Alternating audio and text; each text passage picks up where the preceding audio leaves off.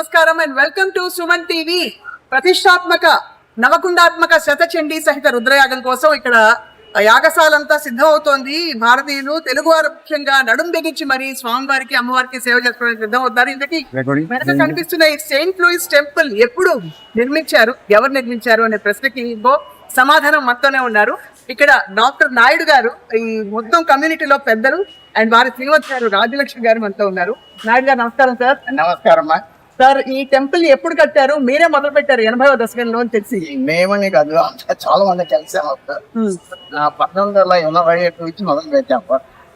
తర్వాత 88లో స్వామి చిన్మయానంద్ వచ్చారు.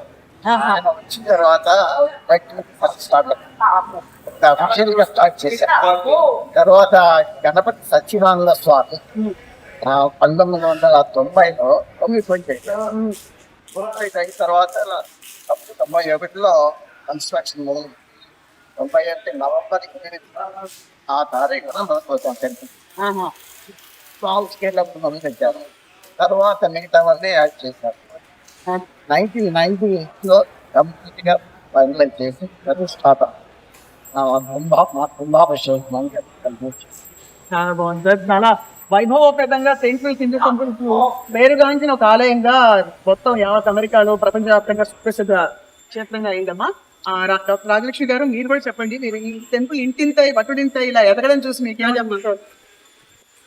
టెంపుల్ అసలు ఇనిషియేషన్కి కారణం సార్ ఆలోచన వచ్చింది. అందరూ పిల్లలు పెద్దవాళ్ళు అవుతున్నారు. అందరికీ ఏదో సండే అంటే చర్చికి పోతుంది. మన పిల్లలకి ఏమి లేదు, రాబోయే జనరేషన్కి ఏమి లేదు, ఏదో ఒకటి ఉండాలి అని చెప్పేసి అదే ఐడియాతో మొదలైంది. అందరూ మనుషులు కూడా కలిసారు. నాయుడు గారి టెంపర్మెంట్ కూడా వైట్గా ఉంటారు, అయ్యో ఆధ్యాత్మికత్వం అంటారే అట్లాంటి దాంతో చాలా మంది కూడా కలిసి వచ్చారు. మేము టెంపుల్ కన్స్ట్రక్షన్ అప్పుడు ఒక పైసా లోన్ లేదు, ఆ డొనేషన్లతోటే కట్టాం. అప్పుడు ఎంతలో కట్టారా పాప? అప్పుడు దగ్గర సుమారుగా మొత్తం ప్రాణ ప్రతిష్ట $3 మిలియన్. ఓహో, అంటే $3 మిలియన్ అంటే మామూలు విషయం కాదు. తర్వాత తరానికి ఇవ్వాలనే సత్సంకల్పంతో మీరు చేయడం. అప్పటి నుంచి ఎన్నో విజయవంతమైన కార్యక్రమాలు జరిగాయి. సో ఈసారి సత్యచండీ యాగం జరగడం అంటే అమెరికా జరుగులో కూడా మొదటిసారి ఏమనిపిస్తుంది? అది నాకైతే ధైర్యం చాలదు, కానీ రజనీకాంత్ లాంటోడు పొందుకున్నాడంటే ఏదో ఒకటి చేస్తాడు. అందుకని just left it right. Doctor Naidu గారు, మీరు గ్యాస్ట్రోఎంట్రాలజిస్ట్ గా ఇక్కడ సుప్రసిద్ధ వైద్యులుగా అందరికీ పెద్దలుగా తెలుసు. మీరు ఈ గుడి వాళ్ళు మాకు చూపించాలని మా చిన్న కోరిక.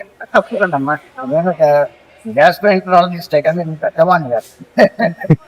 ఎనీవే, టెంపుల్ రాజగోపాల్ తర్వాత రంగస్వామి ఇవన్నీ తర్వాత నాకు గణపతి ఆయన డ్రాయింగ్స్ ఇచ్చారు. ఆయన చెప్పినట్టు మేము చూసాం. ఆయన చాలా స్ట్రిక్ట్ గా ఉండేవాడు. మేమేమో government college architecture sculpture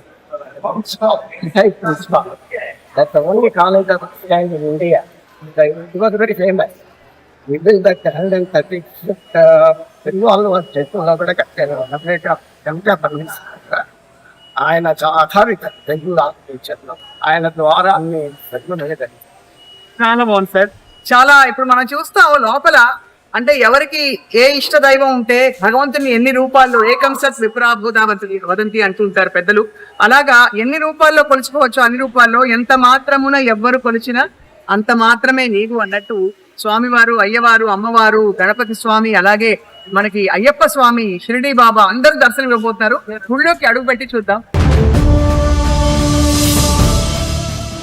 sir. ఇప్పుడు ఇక్కడ అందరికి ఇష్టమైన దైవం పెట్టాలనుకున్నారు. సో ఎలా మొదలయ్యి ముందు ఏ విగ్రహ ప్రతిష్ఠ జరిగింది? గణపతి మాకు గణపతి స్థపతి ఆయన డ్రాయింగ్స్ ఇచ్చారు. ఆయన అడిగాం మెయిన్ విగ్రహం ఏది పెట్టాలని.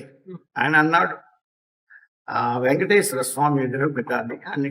ఎందుకంటే ఆయన స్వయంభూ నారాయణుడు, రామావతారం, కృష్ణావతారం అవన్నీ మానవ అవతారం.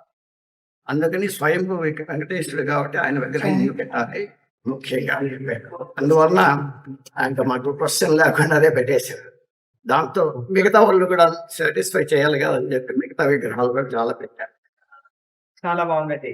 అలాగే మనం అనుకుంటాం వెంకటాద్రి సంస్థానం బ్రహ్మాండే నాస్తికే వెంకటేశ నమోదేవో నభూతో నా భవిష్యతి. అమ్మా మీరు చెప్పండి, ఇక్కడ అంటే ఇక్కడ అందరి దేవతల్ని ఇక్కడ ప్రతిష్ఠించడానికి ప్రధాన కారణం ఏంటి? ఇక్కడ జైన్ టెంపుల్ కూడా ఉంటుందని చూసాము, అయ్యప్ప స్వామి ఆలయం కూడా ఉంది. చాలా గ్రూప్స్ కి ఒక్కొక్కరికి ఒక్కొక్క ఇష్టదైవం ఉంటాయి.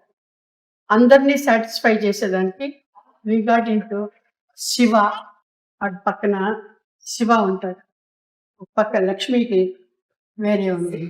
ఆ తర్వాత అయ్యప్ప స్వామి లేట్గా వచ్చాడు. అయ్యప్ప స్వామి అవతల పక్కనే అవన్నీ ఎక్స్టెన్షన్స్. కొంచెం ఈ అయ్యప్ప భక్తులు ఎక్కువైపోయిన తర్వాత అవన్నీ ఎక్స్టెన్షన్స్.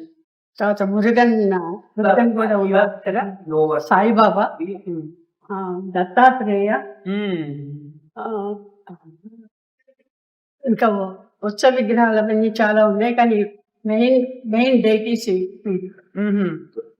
సో కీలకమైన టర్నింగ్ పాయింట్ ఈ ఆలయానికి, అంటే ఎక్కువ మంది రావడం. ఇప్పుడు ఎంతమంది వస్తూ ఉంటారు మామూలుగా? అది ఎప్పుడు జరిగింది? ఈ ఐటీ పాపులేషన్ ఎక్కువైన తర్వాత ఎక్కువైపోయి లాస్ట్ 2 years లో విపరీతంగా వస్తారు. దాంతో మా స్పెషల్ ఫంక్షన్స్ ఏమన్నా ఉంటే పక్కన కల్చరల్ సెంటర్ కట్టాము. అందుకని we're able to accommodate lot of them. Otherwise just temple అయితే సరిపోయింది. అది సార్, ఇప్పుడు 2 ప్రధానమైన కిచెన్స్ ఉన్నాయి ఇక్కడ.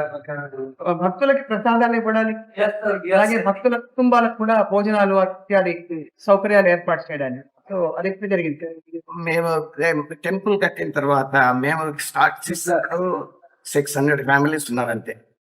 తర్వాత 2000 తర్వాత వైద్యుకి వచ్చిన తర్వాత విపరీతంగా 500 వచ్చారు. ఆ వచ్చిన తర్వాత దెన్ కిచెన్ కూడా చాలా చిన్నగా ఉండేది. అందుకని పక్కన బిల్డింగ్ స్థలంతో ఆ బిల్డింగ్ కట్టారు. 1990లో కల్చరల్ అండ్ ఎడ్యుకేషన్ సెంటర్ కట్టారు. దాంతో పాటు కిచెన్ కూడా ఎక్స్పాండ్ చేశాము. క్లాస్ రూమ్స్ 14 క్లాస్ రూమ్స్ ఉన్నాయి. సో క్లాసెస్ జరుగుతూ ఉంటాయి. హిందీ క్లాసులు, తెలుగు క్లాసులు, తమిళ్, కన్నడ అన్ని క్లాస్ రూమ్స్. శనివారం ఆదివారం చాలా బిజీగా. సో ఒక లైబ్రరీ కూడా ఉంటుంది అక్కడ.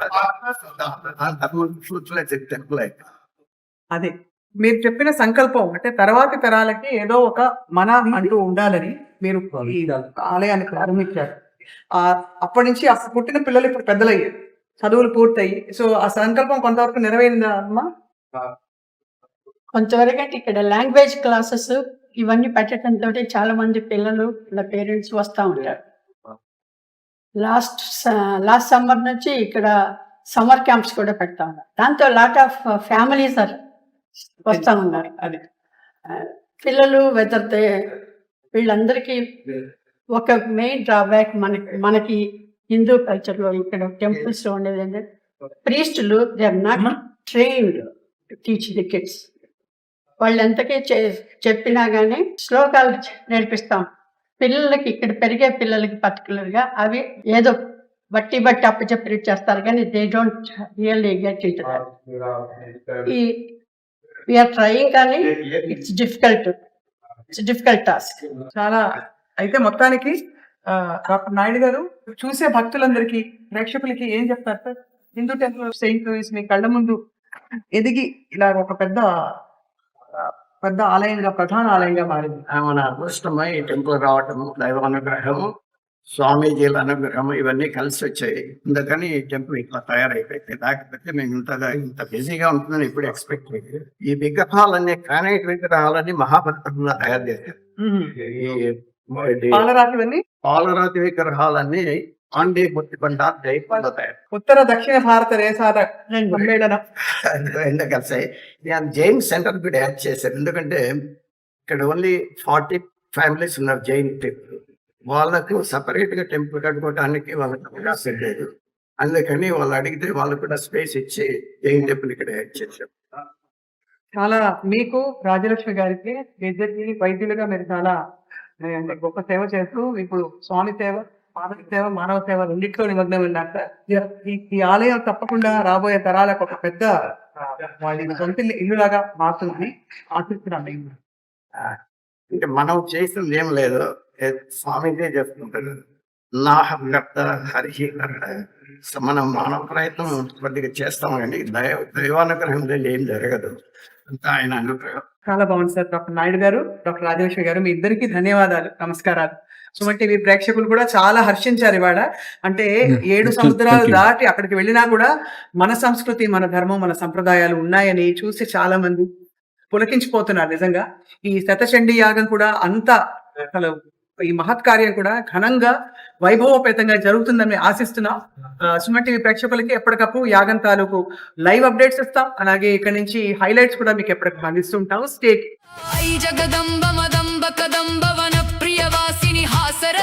సుమన్ టీవీ ప్రేక్షకులకి ఓం నమో వెంకటేశాయ. చాలా గొప్ప సంకల్పంతో ముందుకు వెళ్తూ చేస్తున్నాం. దయచేసి అందరూ వీలైనంత మంది మీరందరూ రావాల్సిందిగా ప్రార్థిస్తున్నాను. ఇలా కాకుండా కూడా లైవ్ టెలికాస్ట్ అలా చూసినా కూడా ఎక్కడి నుంచైనా ఈ కార్యక్రమంలో భాగస్థులు కండి. అదే నా కోరిక, విన్నపం.